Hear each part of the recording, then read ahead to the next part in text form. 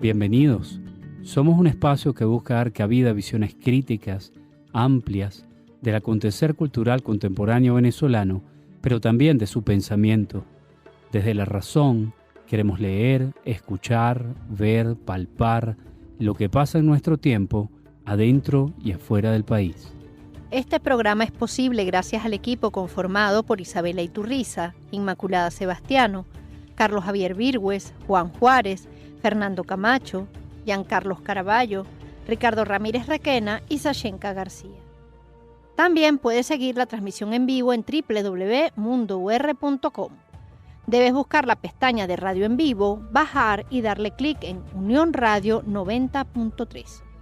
Recuerda que nos puedes seguir en @MundoURWeb, @RadioEscuelaUR, @Sashenka76NX, @Macrol30NX, @Ricardo Ramírez Requena en Instagram y por supuesto en @Alfabeto del Mundo en Instagram.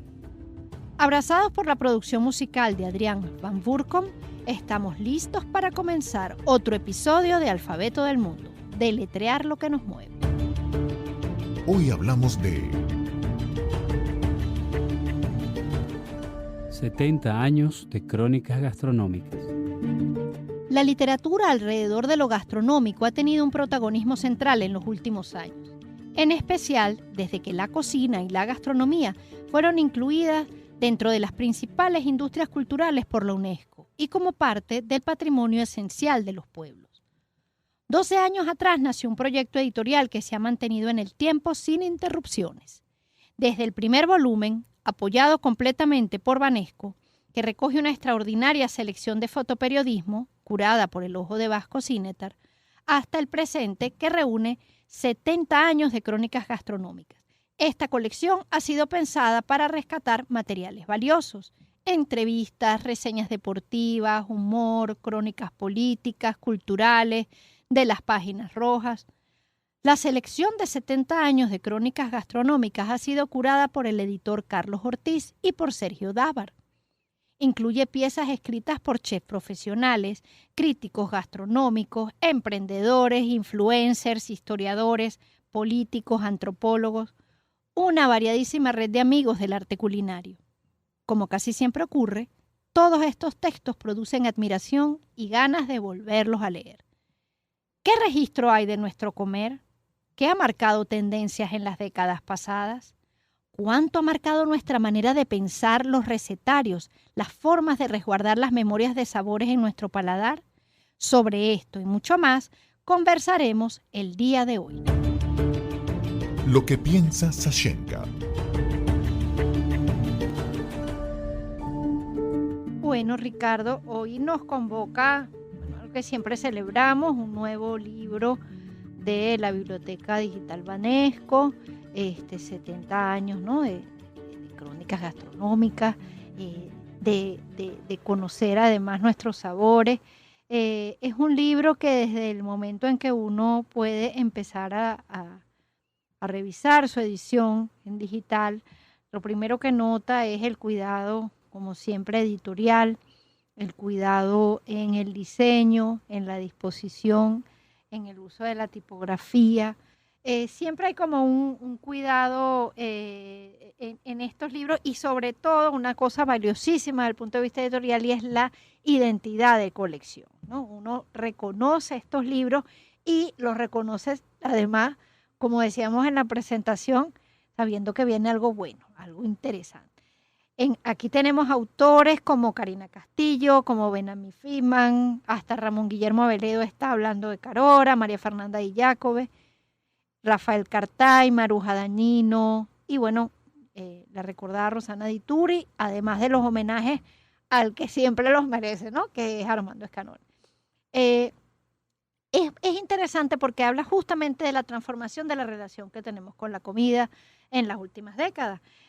Y se presenta fundamentalmente a manera de crónica, por supuesto, crónica periodista, crónica de gastronomía, pero también hay relatos, también tiene un toque de ficción o de narrativa, de autorreferencialidad en relación con la comida, porque me gusta mucho sobre todo que no pierda de vista que la comida es un espacio afectivo. Fundamentalmente uno se relaciona con la comida también desde el corazón, pero no deja de entenderse también cómo la comida se ha ido desarrollando y la relación con lo gastronómico también como una ciencia, ¿no? Yo me sorprendo no solo lo que pueda salir en el libro, sino uno lo ve. Yo, por ejemplo, hay una serie ahorita muy famosa de plataforma que se llama El Oso, en español, The Bear, que es justamente la vida en las cocinas. Y es todos los detalles que uno, por supuesto, ni se entera cuando va a comer, pero que van también como explicando cómo esto se ha ido consolidando como una industria de altísimo nivel y que exige, además del que está vinculado a las cocinas y a los restaurantes y al ofrecer alimentos, ofrecer experiencias relacionadas con la comida, se ha ido como sofisticando cada vez más. Y en ese barco también, por supuesto, estamos nosotros como país, como cultura y como país que se desplaza, como país que se está moviendo, como un país que ahora está en diferentes partes, como un país que se lleva en su maleta su comida, como se la llevaron, como se la trajeron para acá también otros, ¿no? Entonces creo que este es un libro además de necesario, es un libro disfrutable, es un libro que de verdad nos enseña además muchísimas cosas, porque aprendemos también de cómo se veían las cosas antes o cómo se cocina en las regiones, o por qué pues porque queremos tanto los libros de Armando Escanone o lo que es el cacao, que sabemos, bueno, que hicimos un programa dedicado justamente al cacao por eso, ¿no? Por todo lo que representa para el país. Entonces, nada, yo celebro esta publicación y además celebro que podamos estar hoy aquí hablando de las crónicas gastronómicas. Fíjate que a mí una de las cosas que más me llama la atención de este levantamiento de textos alrededor de lo gastronómico es los procesos sociales históricos que también evidencian en el auge o preponderancia de ciertos alimentos y de ciertos platos. Hay un proceso histórico valioso, la llegada de la inmigración, los desplazamientos internos dentro de Venezuela, porque no es que en los años 50 ya era común entre nosotros usar el tomate o el ají margariteño, por poner un caso, ¿no? Ni el entendimiento de procesos gastronómicos en el estado Zulia o en los Andes estaban completamente integrados a las cocinas de la capital, por poner un caso. Entonces, hablamos de desplazamientos por cambios en el país, la llegada de la industria petrolera, la impronta de la influencia norteamericana y luego todas las inmigraciones que fueron llegando a lo largo de las décadas subsiguientes y que van definiendo una marca reconocible en Barquisimeto, en Maracaibo, en El Tigre, en Ciudad Bolívar, en San Cristóbal, en Caracas. Todos esos procesos también yo siento que están implícitos en los textos y en la forma en la que se habla de ellos. Por ejemplo, el clásico texto de Piconzala sobre la arepa no es ya todavía con mucha fuerza la arepa de harina pan que podemos conocer, ¿no? Entonces ahí hay todavía una arepa anterior al gran boom industrial que nos lleva a otras partes del mundo. Lo mismo podemos encontrar con lo que es el proceso del cacao y el chocolate, que entre nosotros, bueno, en el estado Aragua, en el estado Sucre, pues se manejaba el tema del cacao, el tema del chocolate, pero el enorme desarrollo, refinamiento que ha traído aparejado en los últimos 20, 25 años, es algo que uno no puede rastrear en los años 60, en los años 50, sino con la presencia de las chocolaterías suizas aquí, particularmente la Nestlé, ¿verdad? O la compra del cacao venezolano para hacer toblerones, por ejemplo, también en Suiza. Entonces, también el reconocimiento de ingredientes que en otros lugares del mundo era ampliamente apreciado, el café venezolano, el cacao venezolano, y que entre nosotros todavía no había un refinamiento del paladar. Entonces hablamos de un país que empieza a salir, así como el analfabetismo, del hambre, de la enfermedad, a una impronta, una masificación que busca llevarnos a la prosperidad, y luego hay un refinamiento de un paladar hacia los años 70, 80, 90, y luego otros procesos que se van dando después. Entonces es también un documento que nos habla de la historia del país. La historia de cómo se come es definitivamente una de las historias más ricas, eficientes, acertadas que podemos encontrar. ¿Con quién conversamos? Con Sergio Dávar. Sergio Dávar nació en Córdoba, Argentina, en 1957. Periodista, graduado en la Universidad Central de Venezuela, con licenciatura en Literatura Hispanoamericana en la Universidad de Maryland. Fue director de uno de los últimos periódicos impresos de Venezuela, El Nacional, creador de suplementos dominicales y formador de varias generaciones de periodistas. También fundó la revista El Librero, 2006-2014. En 2006 creó Dávar Editorial. Ha escrito los libros Sangre, Dioses, Mudanzas, Debate 2004, Gente que necesita terapia, Mondadori 2006 y Alan Brewer Carías, Una vida, Dávar 2019. En la actualidad trabaja en la escritura de su tercer volumen de crónicas, Abecedario del Mal y Caro Diario, una historia mínima del chavismo. Bienvenido, Sergio, Alfabeto del Mundo. Qué gusto que estés aquí con nosotros. Sí, Igualmente para mí. Sergio, enorme placer. No, imagínate, es nuestro. Sí. Fíjate, cuando se habla de la memoria de lo gastronómico, podemos entender que es central en la vida de las personas, ¿no? ¿Han abundado en verdad los registros en esto en Venezuela o son más bien pocos? ¿Qué lugar ha tenido dentro del periodismo la crónica gastronómica? Sí, bueno, creo que vamos a decir que aunque hay algunas expresiones que aparecieron mucho antes en el siglo, incluso algunas en el siglo XIX, pero en el XX hubo manifestaciones en los años 60 o en los 50. Yo diría que el auge viene a partir de los años 80, cuando el periodismo integra la crónica gastronómica en las páginas de los periódicos. Y también en las revistas dominicales empiezan a aparecer chefs que presentan recetas o historias de la cocina, o lo que se ha llamado la restauración, que tiene que ver con esta gente que, como Lovera, como el mismo Escanone, que han recuperado lo que era la historia de la comida venezolana, de los sabores venezolanos, para el presente.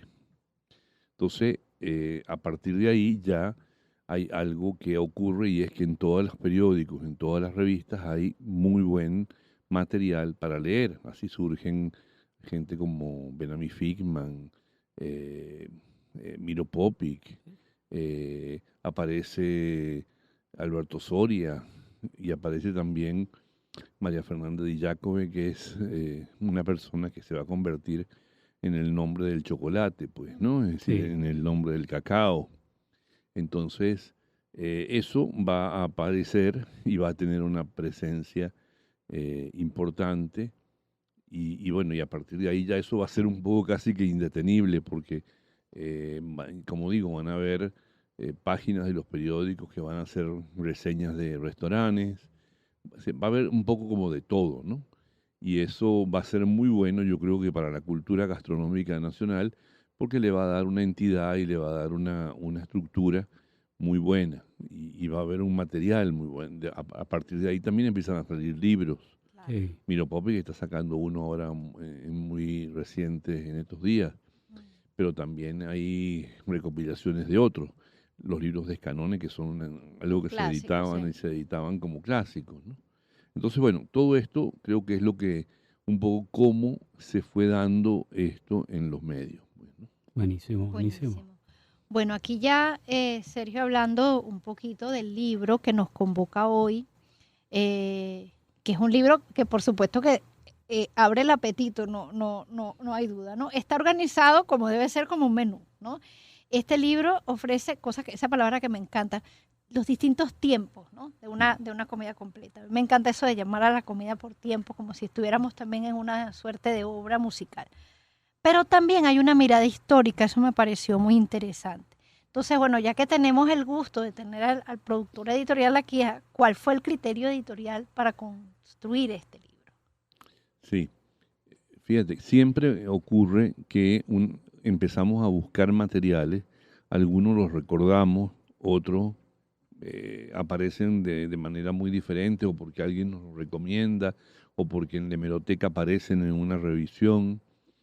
Pero claro, una vez que tú vas viendo todos los materiales que tienes, que te van llegando, empiezas a construir como un índice ideal en donde te faltan algunas cosas, o aparecen algunas que si bien no encajan totalmente en lo que sería la clasificación de crónica, es importante para darle sentido al tema gastronómico, como por ejemplo el texto de Luis Racetti que incorporamos. No somos los primeros que lo publicamos, lo ha publicado otra gente, pero nos parecía que era muy importante, porque además alude a un tema que podría parecer hoy pasado de moda, pero que no lo es, y es el tema de la salubridad a la hora de cocinar. Sí.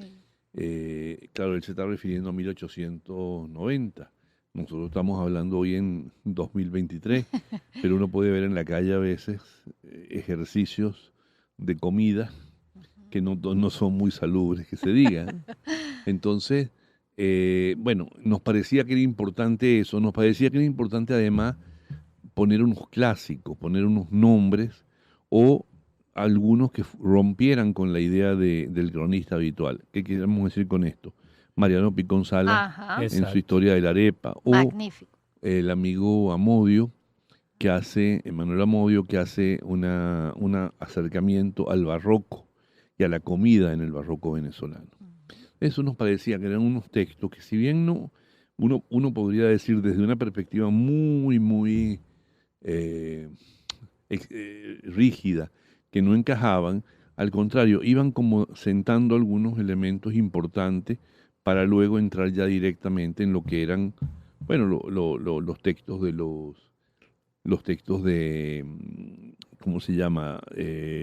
Los críticos, los periodistas, los chefs, los influencers, todo lo que después aparece ya componiendo todo lo que serían los platos principales, ¿no? Sí. Está Es que bien. es como una polifonía, por eso digo que tiene Sí, mucho con esta sí, cosa sí. musical.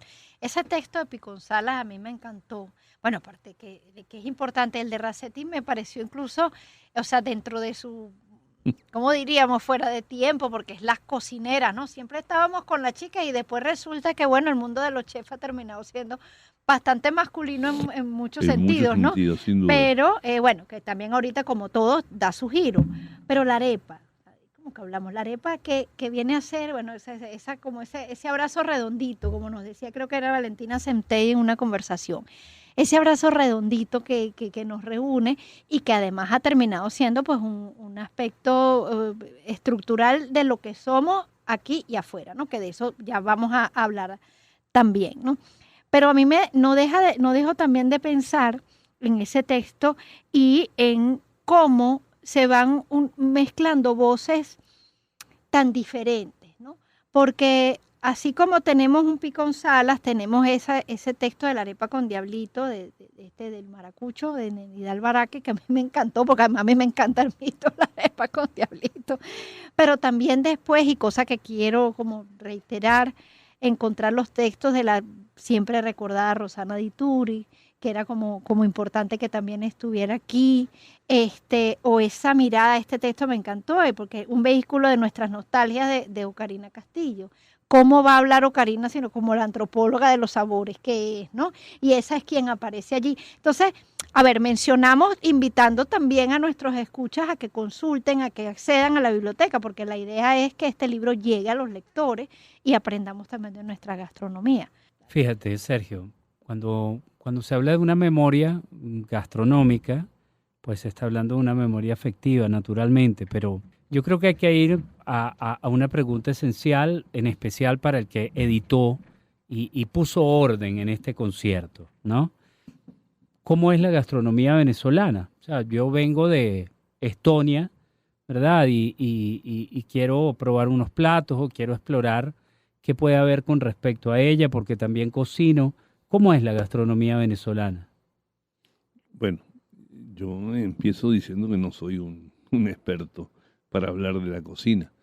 Ahora, lo que sí creo, como observador y como periodista que he sido, que la cocina venezolana, como casi todas las cocinas del mundo, se ha nutrido de unos sabores locales que han sido desarrollados en comidas y que han descubierto de qué manera era más apropiado combinarlas con unos sabores que vinieron de afuera.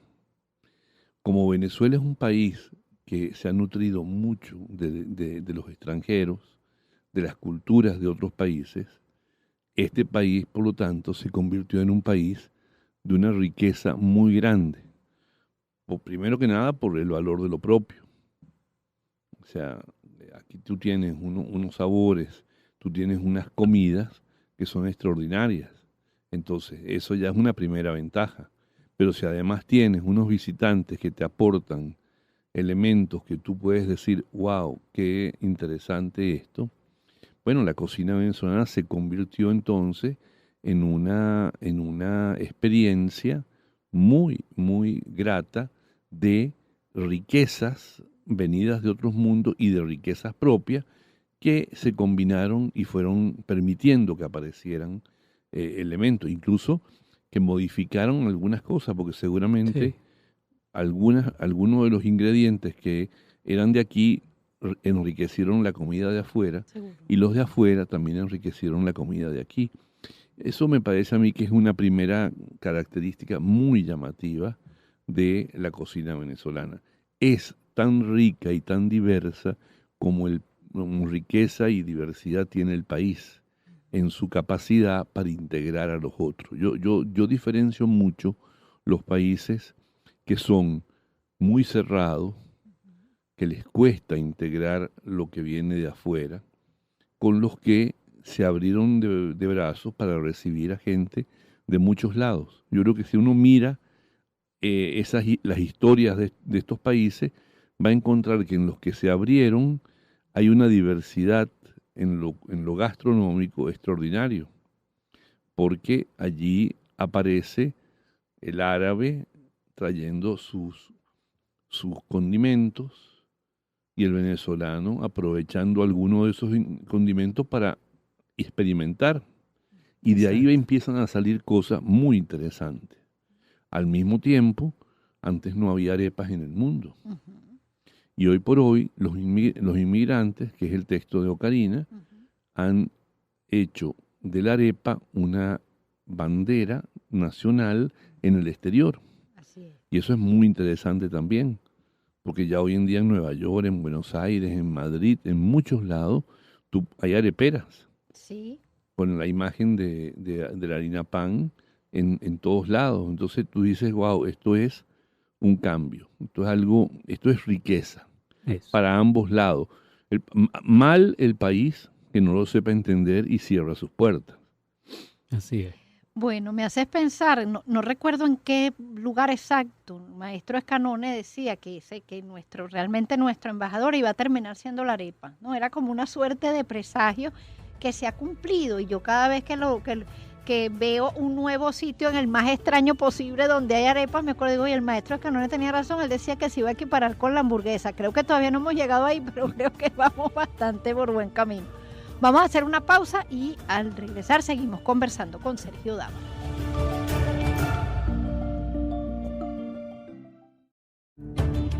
¿De qué hablamos cuando hablamos de 70 años de crónicas gastronómicas. con quién conversamos? Con Sergio Dávaro. Esto es Alfabeto del Mundo y seguimos compartiendo con nuestro invitado. Bueno, aquí estamos de nuevo con Sergio Dávaro para seguir hablando de estos 70 años de memorias gastronómicas que, bueno, de la mano de Banesco llega a los lectores, ¿no? Fíjate, hace poco supimos aquí en el programa que en Montevideo se puede comer tequeños con arroz. Eso nos dejó a todos un poco ponchados, ¿no? Bueno, eso me pasó a mí también la primera vez que vi una arepa rellena de mermelada. ¿Por qué? Bueno, porque la gente, como es una suerte de sándwich también, ¿no?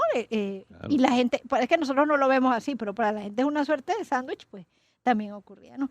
Ya que la cocina venezolana cruza fronteras, especialmente la arepa y los tequeños, sabemos que esos son los reyes, ¿no? A mí otra analogía interesante en Chile, que le decían al golfeado el cinnamon roll venezolano. O sea, a mí me gusta porque, claro, justamente vamos construyendo desde los referentes digamos, comunes, universales, vamos llevándolos también a los nuestros. Lo importante es que se come y lo importante es que llegamos a esos lugares también como un pedacito de lo que somos, ¿no? Ahora, ese crossover supone transformaciones como las que hemos hablado. O sea, hay que entender que nuestra comida cruza la frontera y en ese cruce de frontera también pues es apropiada. ¿Cómo se ve esto en el mundo gastronómico nacional? O sea, dentro de, por ejemplo, estos expertos y estas personas que participan y hacen vida en la cultura. ¿Cómo lo ves como periodista y como investigador? ¿Cómo se ve esto? Bueno, yo creo que es muy interesante el fenómeno de los chefs, porque primero que nada tenemos aquí en Venezuela unos chefs que están haciendo cosas extraordinarias. Y bueno, eso ya te llama la atención. Es gente que de repente hizo cursos en el exterior, trabajó con algún chef que vino de afuera y se formó o le dio la experiencia para seguir desarrollando su proyecto. Tenemos chef en el exterior. Aquí hay un restaurante nuevo en Los Palos Grandes que es uno de sus socios, un muchacho, estuvo con Joel Rubichon en Miami y se formó dentro del restaurante. Cuando llegó casi ya a ser un personaje importante, bueno, se decidió venir a Venezuela y montar su restaurante, que es lo que me parece más interesante, porque es como es este cruce de gente que va y viene, ¿no? Entonces, todo eso creo que aporta algo muy, muy rico a lo que se puede. Porque tú hoy dirías que es curioso, porque podemos hacer un ejercicio y decimos, bueno, ¿cuál es la comida venezolana? Ajá. Ajá. Entonces tú vas a decir que, o cualquiera puede decir, bueno, es un buen pabellón, Ujú. un asado negro, Exacto. fabuloso. Pero ¿y por qué tienen tanto éxito los restaurantes italianos en Venezuela? Tanto son el éxito que tienen, que en Madrid hay un restaurante que fundó el chef que trajo el embajador de Italia a Madrid, se llama Mateo. Cuando él se cansó de trabajar en la embajada, salió y montó un restaurante en un mercado muy popular que se llama Mercado de la Paz. Curiosamente, la mayoría de los comensales son venezolanos. Entonces tú dirías, ajá, ¿es la comida española? Sí, es verdad, es la comida española también. Aquí siempre tuvimos tascas Sí. y aquí se come muy bien la comida española, pero la comida italiana también. ¿Y cómo vamos a dejarla la comida árabe? Ajá. Que Exactamente. también, o sea, yo creo que lo que es interesante es que el menú venezolano se ha ido nutriendo de una cantidad, más allá de que tenemos nuestra arepa en la Ah, sí. mañana y que nos encanta una yaca, o sea, de que hay una cantidad de cosas que son como esenciales, también ha ocurrido que se ha ido integrando y ese menú se ha vuelto mucho más variado. Es muy interesante, porque muchas veces tú en Argentina, que también ha ido cambiando, por ejemplo, un país que tiene mucha carne Ujú. y también mucha pasta, pero a veces uno notaba que otras cocinas no era tan fácil No. que entraran. Hoy en día han ido cambiando un poco eso, pero a lo que voy es que aquí sí se ha ido produciendo una variedad bueno, vete a Katia y vas a ver lo que vas a comer. Sí. Entonces, creo que eso muestra un poco esa diversidad. Y te dejo esta anécdota, ¿no? Que me parece muy llamativa de esto que hemos estado tocando en este programa y que para mí es esencial a este libro. Ujú. Aquí vino hace muchos años, me imagino que debe haber venido en los años 50 o antes quizás, un señor que fundó un café muy famoso en La Carlota, el Café Bómero. Exacto. Ujú. Ese café no tenía mesas, era una mínima barra donde se juntaban unas personas de allí, de la Carlota, a tomar el mejor café de la ciudad, mejor expreso, el mejor ristretto, todo eso, el Signar, los mejores cafés, así como en esencia, estaban allí. Este señor tuvo 3 hijos, uno de ellos, Franco, abrió Più en Bellomonte. Ajá, Sí. ajá. El otro hijo volvió a recuperar Bómero y lo volvió a abrir. Y la hija se fue a vivir a Alemania con un hijo que tuvo, Rubén. Ellos viven en Berlín.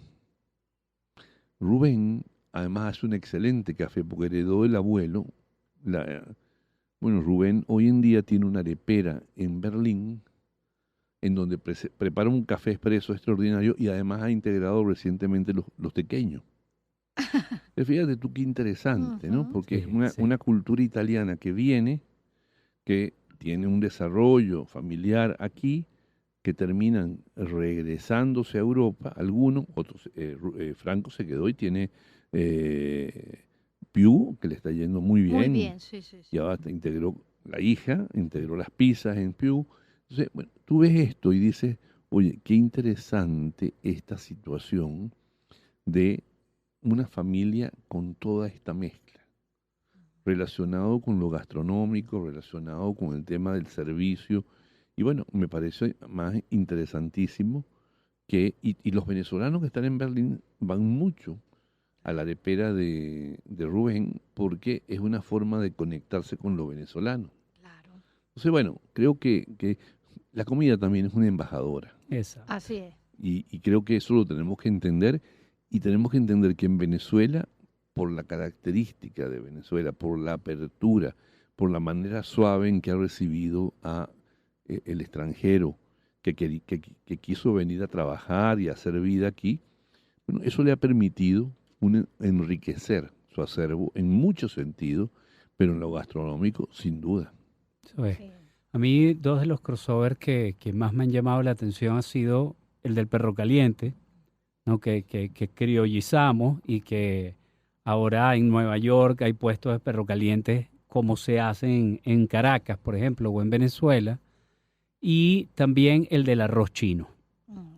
La experiencia del arroz chino, que todo venezolano fuera dice, pero es que esto no sabe como arroz chino Venezuela. venezolano. Entonces, bueno, le dan la vuelta, agarran el golpe y lo empiezan a ofrecer de esa manera y así con otras cosas, ¿no?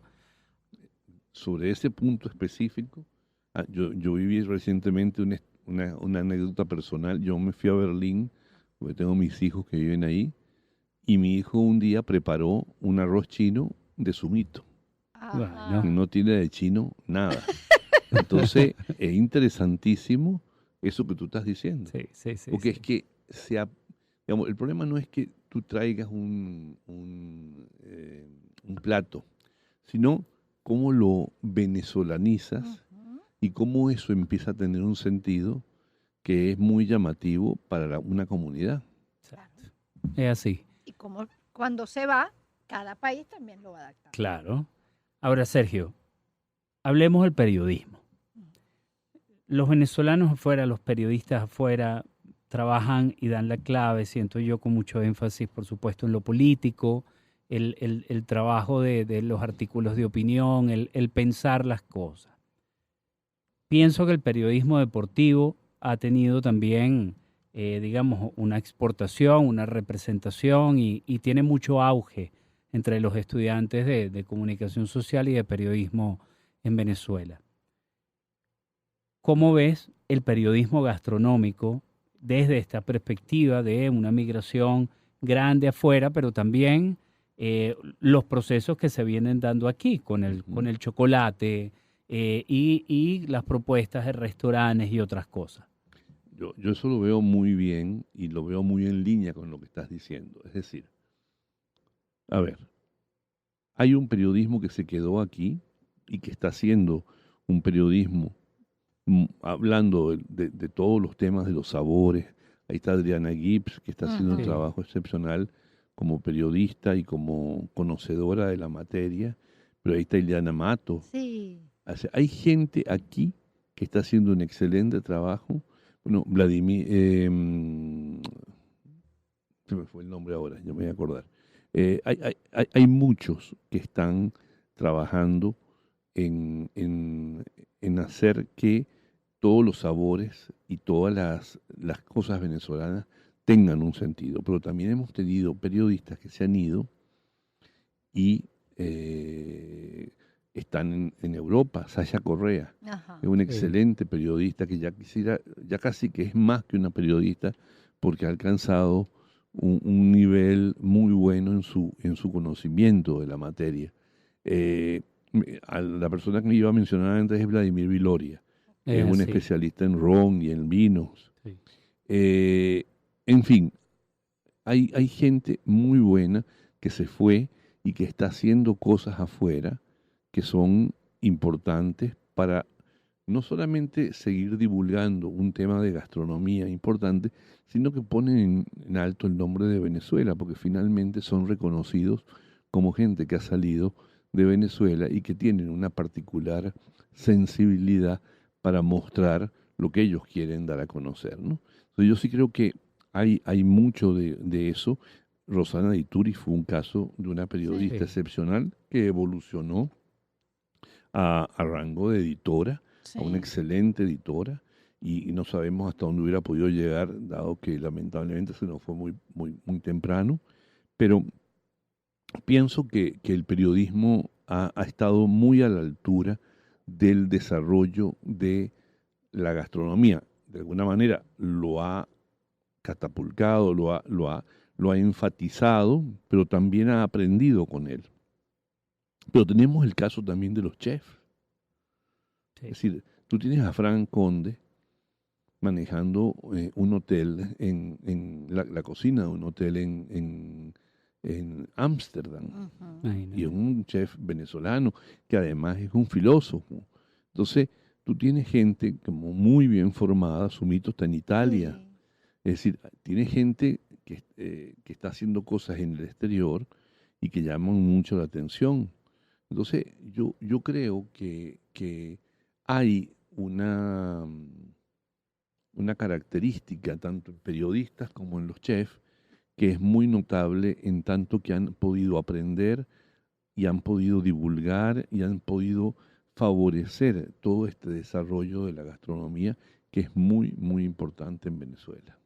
Así es. Bueno, justamente hay un texto interesante, bueno, de su mito, el de la cocina venezolana va a cambiar en la próxima década porque justamente va como en esto que hemos ido hablando. Además, él habla desde la experiencia de una madre india, ¿no? Entonces es bien Ujú. interesante ver quién es este chef que uno dice, bueno, el chef más criollo, el más margariteño posible, porque bueno, el ají dulce digamos, el abanderado del ají dulce viene a ser su mito en buena medida y bueno, fíjate sus orígenes, ¿no? Yo creo y para seguir en la línea de invitar a mí también, bueno, nombraste a la gran Ileana Matos. Ileana es una gran periodista, es una persona que respeto muchísimo, además que todo lo hace como la profesional que es.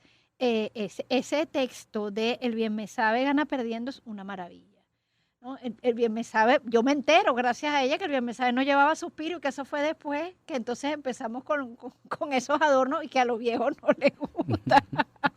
Y déjame comentarte algo que no mencioné, Vanessa Rolfini. Vanessa Rolfini es otro caso de una periodista y una entusiasta de la gastronomía, pero también de la ciudad. Ujú. Vanessa hacía tours por Chacao para dar a conocer los secretos que había en Chacao, en el mercado, y eran interesantísimos. Vanessa hoy en día está en Perú y está siendo el nombre de Venezuela en Perú y poniéndolo muy en alto. Pero es una persona que tiene un trabajo muy meritorio y que, bueno, ella está también en el libro. Entonces, en ese sentido quisimos, sí, por supuesto, como yo siempre digo, no se puede publicar todo, nos faltaron cosas, pero nosotros creo que logramos armar algo que es que es difícil encontrar todos estos textos en un solo sitio. Ujú. Ahora tenemos este libro que tiene toda esta cantidad de material y que además tiene un diseño que es el de Jaime Cruz, que es muy Sí. bonito y que además creo que próximamente vamos a tener algunos ejemplares en papel, Magnífico. que eso le va a dar también un poquito más de recorrido, sobre todo para aquellos que les gusta la pantalla, pero nada como poder tocar un Sí. libro, abrirlo y sentirlo, ¿no? Sí, el olor del papel también. Bueno, Sí, además que como la gastronomía, como tantas cosas, y especialmente culturales, no es un camino acabado, este libro nos ofrece una memoria que, quién sabe, en unos años a lo mejor estamos conversando sobre otra edición y otra mirada de lo que ha venido ocurriendo con la gastronomía, ¿no? yo pienso que hay muchos libros todavía por hacer. Sí. Este es uno entre tantos, ni el mejor, o sea, pero es un libro que deja sentado una cantidad de nombres importantes y rinde unos homenajes importantes, Así con es. Ascanone, con Lovera, con Rosana Dituri. Y bueno, y ojalá sea el comienzo de otros que pueden seguir articulando temas relacionados con la gastronomía en Venezuela, que es tan rica, tan valiosa, que se merecen muchos más libros de los que tiene. Pero este se lo tenemos que agradecer a Banesco. Banesco logró que hiciéramos todo esto, y la sensación que tuvimos el día de la presentación fue que este libro era bien importante, que habíamos dado con un paso correcto al valorizar el tema. Magnífico. Muchísimas gracias, No, Sergio. gracias a ustedes por este espacio. Riquísima entrevista. Esperamos recibirte otra vez Claro. para seguir hablando de libros que qué cosa no nos gusta a ninguno de los tres.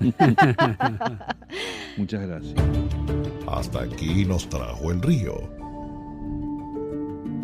Bueno, qué maravilla conversar con Sergio y escuchar como la paleta de todo lo que ofrece un libro como este. Yo siento que hay mucho que uno va a encontrar, que uno va a explorar. Si ustedes nada más revisan el índice de la enorme cantidad de textos que pueden encontrar explorando procesos de nuestra gastronomía, vamos a encontrarnos con cosas muy, pero muy valiosas. Además, me parece que es un homenaje a aquellas personas que se dedicaron a llevar adelante columnas sobre restaurantes, sobre platos, sobre acercamientos de lo gastronómico, en momentos en los que todavía a mucha gente les podía parecer extraño, les podía parecer curioso, raro. Y vamos entendiendo que el pensar la gastronomía, pero también escribir sobre ella, y escribir sobre ella a partir de nuestra cotidianidad, a partir de aquello que consumimos, que frecuentamos, o también que a partir de esos textos quisiéramos frecuentar, es el trabajo de un grupo de personas que poco a poco fueron trabajando y fueron produciendo esto, una literatura de lo gastronómico. Hoy en día no solamente nos encontramos con miles, me atrevo a decir, de jóvenes a quienes les interesa el proceso de lo gastronómico, que deciden dedicarse a la cocina, sino también con un grupo de periodistas y de escritores para quienes la literatura de lo gastronómico es importante, es fundamental, y se van a dedicar a escribir sobre ello. Hace unas semanas, en el programa que tuvimos del Premio de lo Mejor de Nos, la crónica ganadora explora los procesos de una muchacha venezolana en México y su amor por la gastronomía y por la literatura gastronómica. Yo recuerdo cuando ella era mi estudiante y ella contaba que quería trabajar eso, todavía se podía leer como una forma de excentricidad, ¿no? Ya en muy pocos años es algo cotidiano. Entonces, nada, leamos y exploremos todo esto. Ciertamente, esa magnífica crónica, que leer todas estas cosas da muchísima hambre.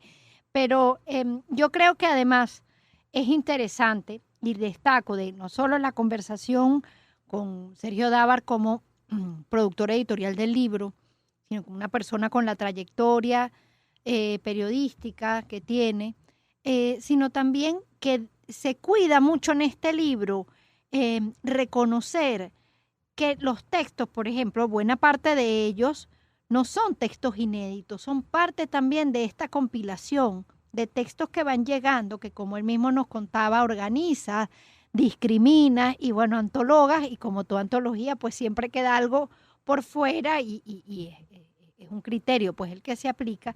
Es muy valioso ver cómo al final de los textos incluso uno ve cómo hay algunos que se publicaron en ese boom que él decía de los 80, o más recientemente, o ya no en periódicos, sino en blogs.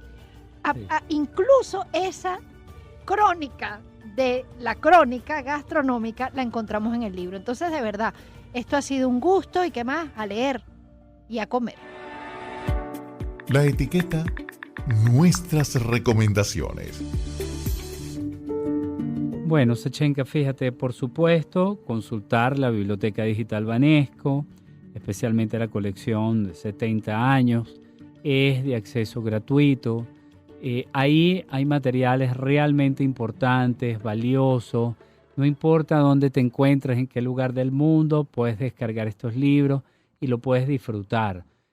A mí a veces me gustaría tener como una bolita mágica para poder ver, bueno, cuántas personas descargan estos libros, cuántos los están leyendo en todas partes de Venezuela, fuera del país. Ojalá fuera en algún momento miles, porque yo creo que uno tiene la oportunidad de conectar con quienes hemos sido, con quienes somos, con nuestra cultura, de una manera muy especial, gracias a ese milagro que son los libros. Bueno, yo por supuesto me sumo a esta invitación. Vamos, Biblioteca Digital Banesco, disponible en el sitio web. Es un trabajo valioso, es un trabajo de venezolanos por venezolanos, es un trabajo que recoge la memoria de un país y que es lo mejor, está a la mano de todos. Cuando lo queramos podemos consultarlo, los puedes descargar, como está diciendo Ricardo, o los puedes consultar en línea, de acuerdo a lo que quieras hacer. Piensa, a veces que te conectas, de repente, bueno, si tienes datos, y te conectas y vas, no sé, en una cola, en un autobús y vas leyendo crónicas también. Para eso están, para todo. En el próximo encuentro. Eleonora Requena, partir es andar. Este programa es posible gracias al equipo conformado por Isabela Iturriza, Inmaculada Sebastiano, Carlos Javier Virgües, Juan Juárez, Fernando Camacho, Giancarlos Caraballo, Ricardo Ramírez Requena y Sachenka García. Todos los programas están disponibles en el canal de YouTube de Unión Radio Cultural el lunes siguiente a su transmisión radial. Recuerda que nos puedes seguir en @mundourweb, @radioescuelaur, @Sachenka76 en X, @Macrol30 en X, @Ricardo Ramírez Requena en Instagram y la cuenta del programa @Alfabeto del Mundo en Instagram. Somos Unión Radio Cultural y la Radio Escuela de Unión Radio.